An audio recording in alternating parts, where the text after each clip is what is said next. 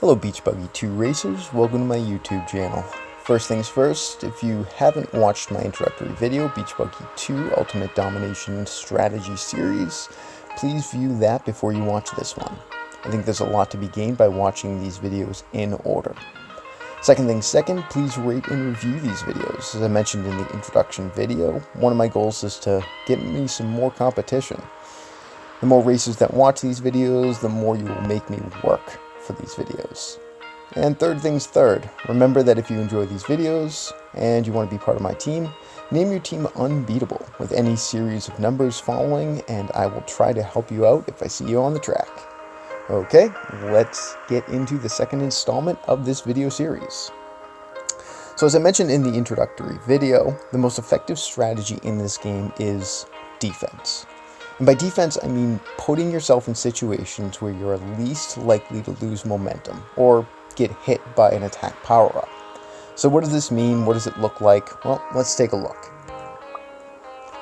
Here's my current power-up deck. I have Boost Juice, Pickpocket, Shield, Power Vacuum, Rocket Boost, Untouchable, Warp Speed, and Police Chase. You'll notice three things.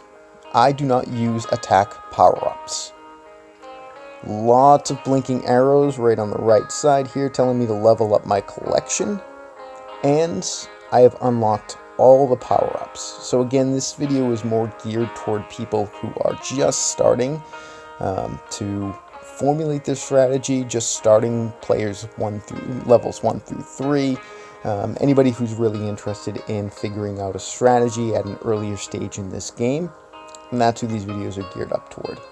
And again, you want to make your deck look like what my current deck looks like, by any means necessary. So try to level up as few of the power-up collection as you possibly can while powering up the deck on the left, that current deck. So let's take a deeper dive into these power-ups and why I'm using them. So let's go over some statistics. These are going to come at you hard and fast, but try to keep up. Not including character power-ups, there are 17 close-range attacks. And when I say close-range attacks, what I'm talking about are Tiki Seeker, Fireball, and Hydra. So there are 17 of these. There are 7 global attacks, and Vector Unit on their website calls them global attacks, and these include Lunar Gravity, your Dynamite, and your Big Tires. And third, you have 3 long-range attacks, and these long-range attacks are called Winter Whackers by Vector Unit. These include the Death Bat, they include the Big Bang, and they include, of course, the Pickpocket, which I actually do not consider an attack, for various reasons that I'll explain. And then finally, this game has 11 hazards. When we talk about hazards, we're talking about Angry Bees, we're talking about things like Jacks, and the Oil Slick. Those are just 3 typical ones that I see every day on the track. Broken down to percentages, close range attacks account for about 45% of weapons, globals account for 18%, long range account for 8%, and hazards 29%. So let's take a deeper dive into the close range attacks, so the short range attacks, which account for almost 50% of all attack power-ups. And again, for example, we're talking about Tiki Seeker. Here are the 3 things we know about close range attacks. They are the largest percentage of power-ups, like I said, almost 50, be exact, 45%. The opponent must be visible for you to hit them. And almost every player has at least 1 in their deck. So, your first lesson is to minimize the chances of being hit by half. All you need to do is get out of shooting distance from every other player. In this situation, when we're dealing with short-range attacks, the best defense for these weapons isn't actually a defense. It's speed, and lots of it. The farther ahead you can get, the more you can use your defensive power-ups for the remaining attacks. Close-range attacks only work when you are, in my words, stuck in the pack. And when I say the pack, I mean just the group of people in one location or in one collective that are just shooting at each other. If you get stuck in this pack, you are pretty much out of the race. You have a very minimal chance of just winning the game.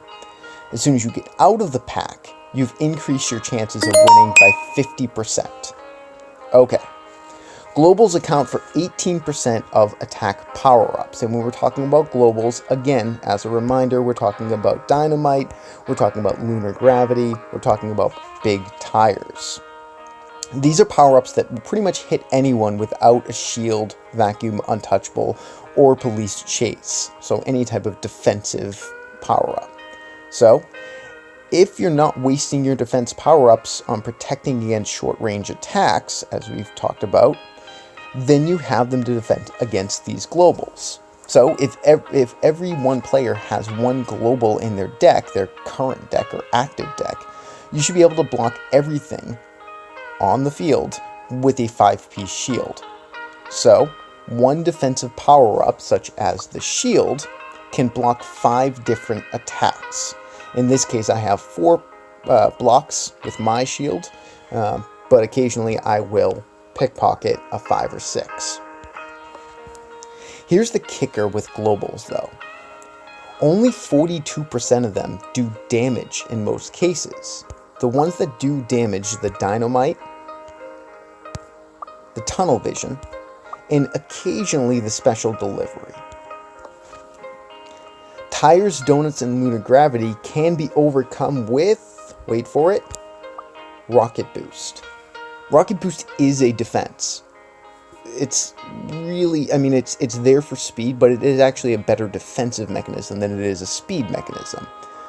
You prevent power-ups from actually hurting you in any serious way by using the power boost, or the rocket boost rather.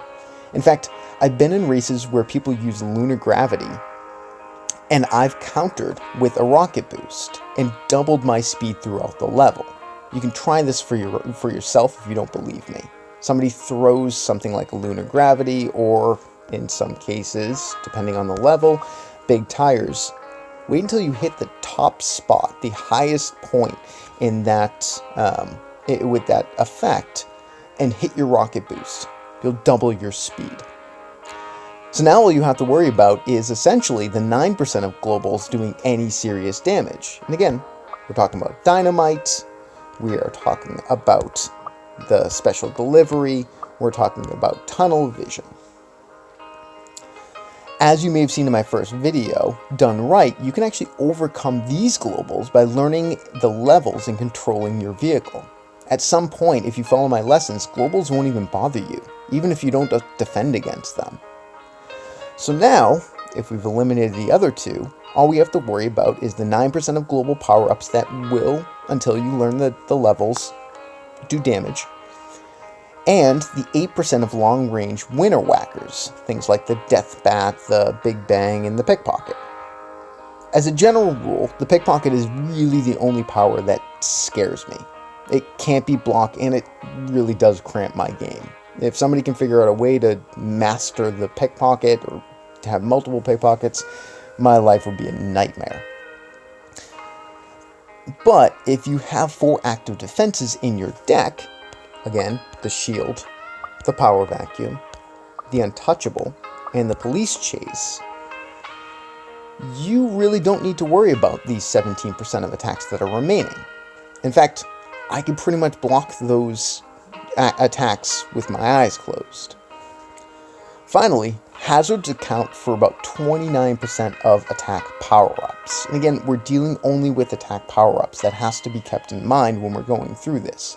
We're not talking about defensive power-ups. We're not talking about speed power-ups.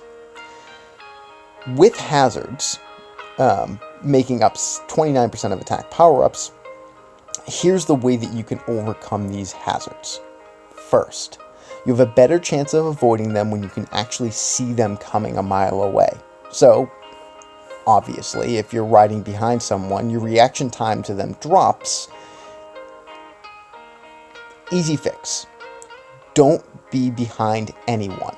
See Rule 1.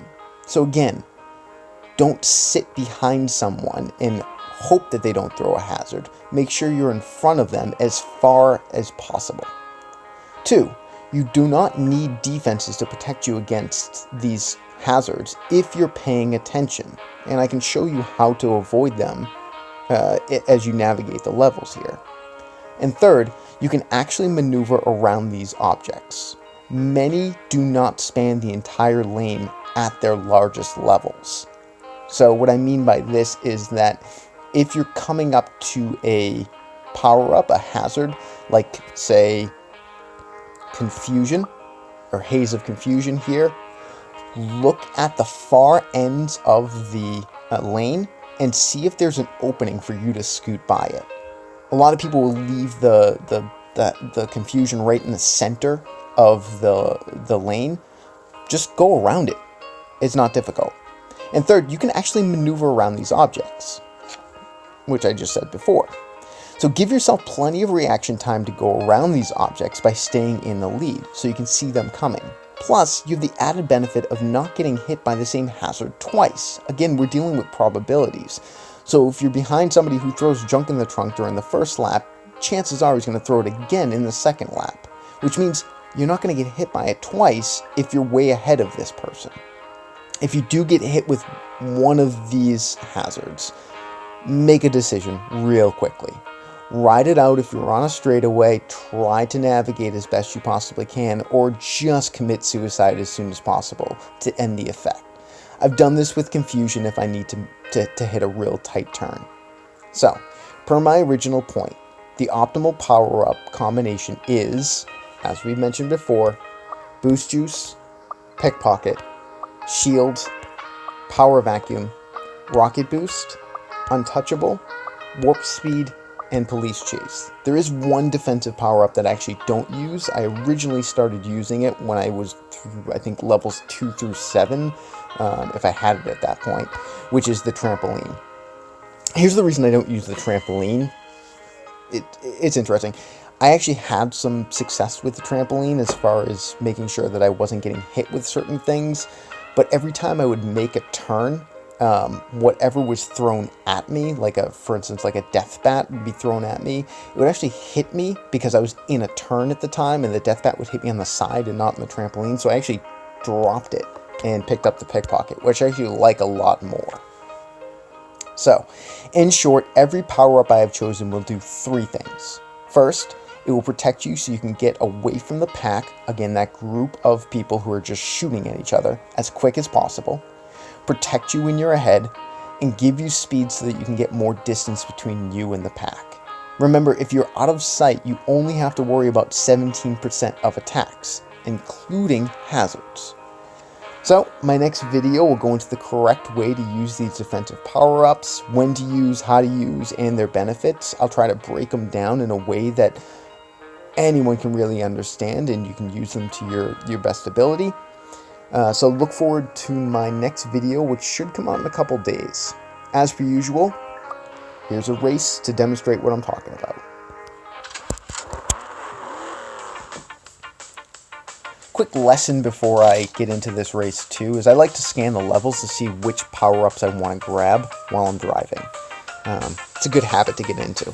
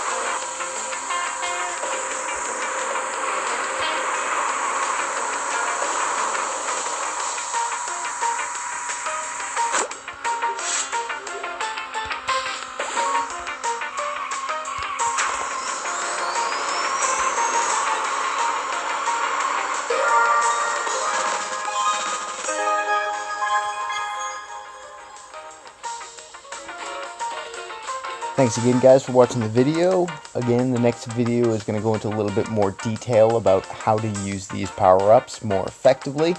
And I look forward to seeing your reaction. Again, feel free to hit the like button, subscribe, or comment below. And we'll see you very, very shortly. Thanks, ZN1820, for, trying.